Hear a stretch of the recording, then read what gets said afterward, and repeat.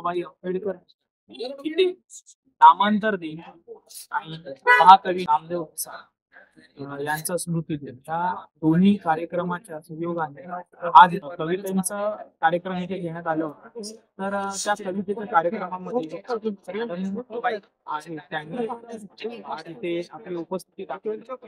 तर मॅडमला जाणून घेऊ. मॅडम, आज कार्यक्रम काय आणि आपला आजचा कार्यक्रमाचा सर्वप्रथम जय भीम सर्वांना. आज खरं तर बाबासाहेब आंबेडकर मराठवाडा नामविस्तार दिन होता आणि महाकवी कविवर्य नामदेव ढसाळ सरांचा स्मृती दिन होता. खरं तर उद्या आहे 15 तारखेला, पण आज तो आणि कविता वाचनाने साजरा. खरं तर एक प्रसंग जो आहे मराठवाडा नामविस्तार दिन, हा दुःखद प्रसंग, वेदनादायी प्रसंग,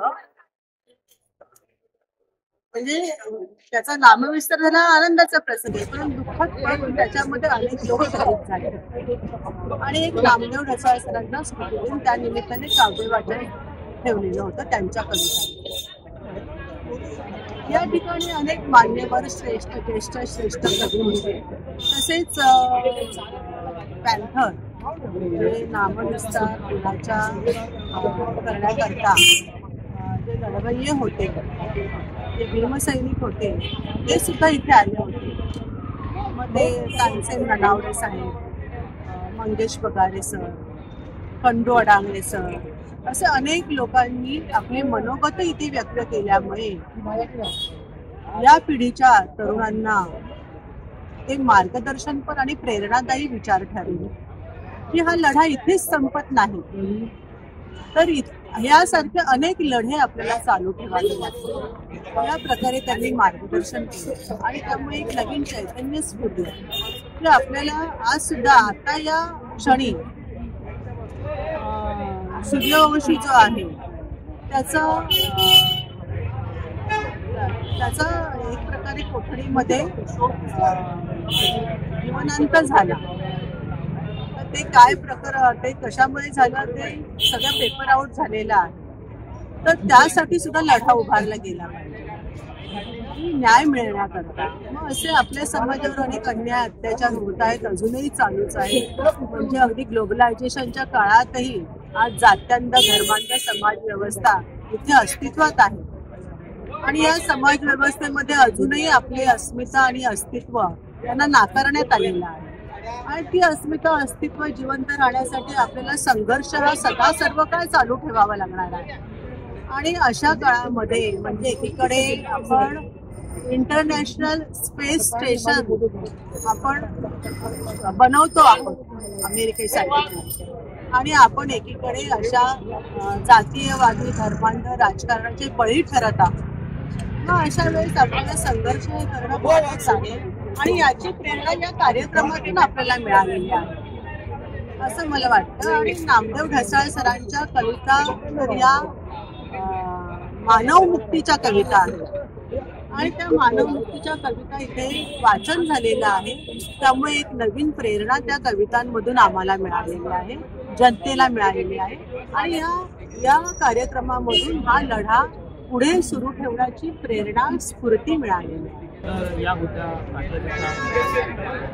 शारदा मॅडम, या साहित्यिक आहेत. नामदेव ढसाळांनी खुद्द त्यांच्या कविता संग्रहाची प्रस्तावना केलेली आहे.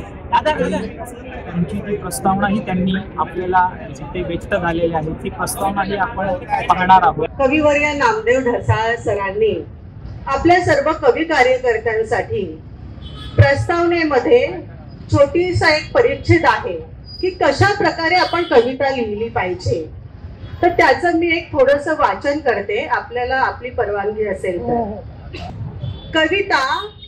कवितेचे व्याकरण आणि छंदोरचना यांच्या दास्यातून आंबेडकरी फुले साहित्याने कवितेला वाङ्मयीन संज्ञा आणि विचाराला मुक्त केले जरूर, पण त्याची सर्जनशीलता निर्मिती वाङ्मयीन मूल्याला जपणारी असावी.